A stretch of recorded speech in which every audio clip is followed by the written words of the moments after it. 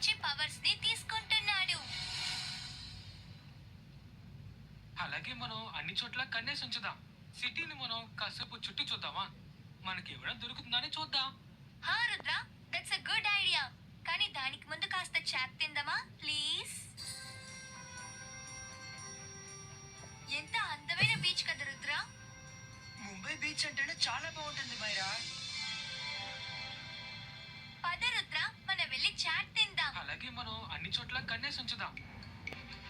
ఒకవేళ స్కిన్ పారో మనుషుల పవర్ని తీసుకోవడానికి ఇక్కడ రాడు కదా, ఎందుకంటే ఇక్కడ జనాలు చాలా మంది ఉన్నారు.